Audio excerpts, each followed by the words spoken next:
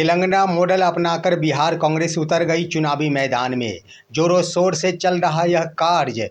बिहार चुनाव जीतने को लेकर आम जनता से बिहार कांग्रेस करेगी 10 वादे। दोस्तों नमस्कार, मैं हूं आपका दोस्त एसके चौधरी। बिहार कांग्रेस इन दिनों आपने देखा ही होगा कि पटना में कांग्रेस के बड़े बड़े लीडरों के साथ CWC की बैठक की थी, यानी कांग्रेस वर्कर्स कमेटी की बैठक हुई थी। उस कमेटी की बैठक में अहम फैसला लेते हुए तेलंगाना मॉडल को अमली जामा पहनाने का लक्ष्य निर्धारित कर लिया और इसके ऊपर बिहार कांग्रेस की ओर से कार्य भी प्रारंभ कर दिया गया है और वह कार्य काफ़ी तेज़ गति से शुरू हो चुका है, जिसके आधार पर बिहार कांग्रेस की ओर से यह दावा किया जा रहा है कि इस बार बिहार चुनाव हर हाल में तेलंगाना मॉडल के आधार पर महागठबंधन जीत लेगा।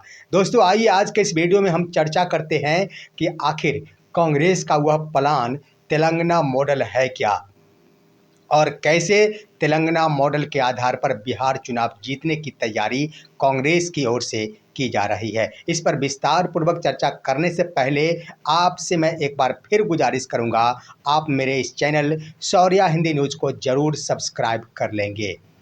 दोस्तों मैं बता देना चाहूँगा कि बिहार कांग्रेस की ओर से CWC की बैठक हुई थी, जिसमें बड़े बड़े कांग्रेस लीडर की उपस्थिति हुई थी। उसी बैठक में अंतिम रूप से यह फैसला ले लिया गया है कि तेलंगाना मॉडल के आधार पर ही इस बार बिहार कांग्रेस चुनावी मैदान में उतरेगी और इसका कार्य भी प्रारंभ कर दिया गया है। सबसे पहला कार्य क्या है दोस्तों, मैं बता देना चाहूँगा तेलंगाना मॉडल है क्या। तो तेलंगाना में भी डेटा आधारित कैंपेन चलाया गया था और साथ ही तेलंगाना में 6 प्रकार के वैसे वादे किए गए थे जिससे मंत्र मुग्ध होकर तेलंगाना में कांग्रेस की सरकार बन गई वर्ष 2023 में। उसके बाद दोस्तों अब इसी के आधार पर बिहार में एक बड़ी तैयारी इस रूप में चल रही है कि 6 के बदले बिहार कांग्रेस बिहार वासियों से 10 ऐसे वादे करेंगे जिससे मंत्र मुग्ध होकर बिहार वासी कांग्रेस से रिझ जाएंगे और महागठबंधन के पक्ष में अपना समर्थन दे देंगे। इसको लेकर आखिर कांग्रेस की ओर से कौन सी तैयारी की जा रही है दोस्तों, वही तैयारी जो तेलंगाना मॉडल है। 10 तो वादे किए ही जाएंगे, लेकिन आखिर कौन से वादे होंगे इसके लिए बिहार कांग्रेस की ओर से कार्य प्रारंभ कर दिया गया है। वो होगा डेटा आधारित कैंपेन। डेटा आधारित कैंपेन का मतलब ये हुआ कि कांग्रेस के कुछ वर्कर्स हैं जो बिहार के हर एक ज़िलों के रवाना पर चल दिए हैं, यानी हर एक ज़िलों के लिए रवाना हो गए हैं। अलग अलग वर्कर्स अभी निकले हैं। वर्कर्सों की यह टीम है जो कि ज़िलों में निकले हैं, लेकिन मैं बता देना चाहूँगा कि जो टीमें हैं वह हर टीम हर ज़िला में जाएगी और इस टीम के व्यक्ति हर टीम हर ज़िले में जाएगी, यानी रुझान पैदा करेगी। वहाँ जाने के बाद आम जनता से यह राय जानने की कोशिश करेंगी वह टीम कि उनका रुझान क्या है, वो आखिर किसको वहाँ पर समर्थन कर रहे हैं वर्तमान में और क्यों समर्थन कर रहे हैं। प्राथमिकता वहाँ की आम जनता की ओर, आम जनता की किस दिशा की ओर है, यानी वहाँ की आम जनता प्राथमिकता के रूप में क्या चाहती है। यहाँ पर उन्होंने ये डाटा संकलित करने का निर्णय लिया है। यही है तेलंगाना मॉडल, यानी एक टीम बना दी गई है जो बिहार के 38 ज़िलों में जाएगी और उस ज़िलों में जाकर हर क्षेत्र की अपनी अपनी प्राथमिकता का डेटा संग्रह करेगी कि आम जनताओं का डेटा क्या है, प्राथमिकता क्या है, और वहाँ पर प्राथमिकता के लिए जो बहुमत बनेगा उसे ही प्राथमिकता के तौर पर वादे के रूप में कांग्रेस यहाँ पर घोषणा करेगी, जिसके आधार पर कांग्रेस का यह मानना है कि बिहार की आम जनता कांग्रेस के तरफ जरूर झुक जाएगी।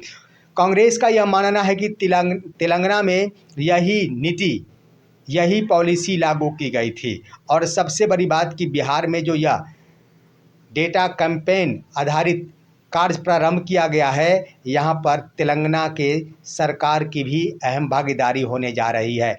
तेलंगाना के भी कुछ कार्य समिति के लोग हैं जो बिहार में इस कार्य को अंजाम देंगे और इसमें अपनी बड़ी भूमिका निभाएंगे। तो यहाँ पर राहुल गांधी की ओर से भी बड़ी तैयारी की जा रही है। तेलंगाना से ही वहाँ से कुछ वर्कर्स मेंबरों को बुलाया जा रहा है। अब देखना ये होगा कि आखिर यहाँ पर किस हद तक सफलता मिल पाती है बिहार कांग्रेस को, क्योंकि तेलंगाना में तो उन्होंने सफलता प्राप्त कर ली थी। मेरा मानना है कि इस ओर एक अलग तरीक़ों से ही चुनाव लड़ा जा रहा है, चाहे एनडीए गठबंधन की ओर से हो या फिर महागठबंधन की ओर से हो। यहाँ पर देखना अब दिलचस्प हो गया है कि किसकी पॉलिसी किस पर भारी पड़ती है, क्योंकि एक तरफ वादा हालांकि घटते जा रहा है। जहां पहले एनडीए गठबंधन की ओर से कहा जा रहा था कि इस बार 225 सीटों पर लीड करेगी बिहार एनडीए, अब तो अमित शाह के द्वारा खुद ही इसमें कमी कर दी गई है। जाते जाते उन्होंने वादा किया था कि इस बार बिहार की जनता 4-4 दिवाली मनाएगी, जिसमें अंतिम दिवाली के रूप में उन्होंने कहा था कि एनडीए 160 सीटों के साथ बहुमत के रूप में दीपावली मनाएगी, यानी खुद ही अपनी सीटों में कमी कर दिए है। इससे संकेत मिल रहा है कि निश्चित रूप से आभास तो हो रहा है बिहार एनडीए को कि महागठबंधन का यह चुनावी एजेंडा भी अब कमज़ोर नहीं रह गया है। अब दोस्तों हम बातें कर लेंगे तेजस्वी प्रसाद यादव की।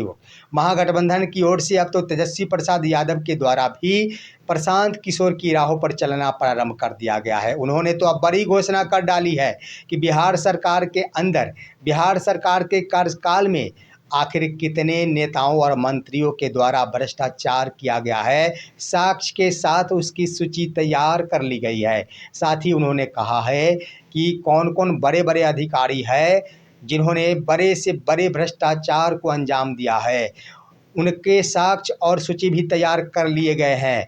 तेजस्वी प्रसाद यादव ने कहा है कि अब मैं बहुत ही जल्द इसको लेकर भी खुलासा करने वाला हूं।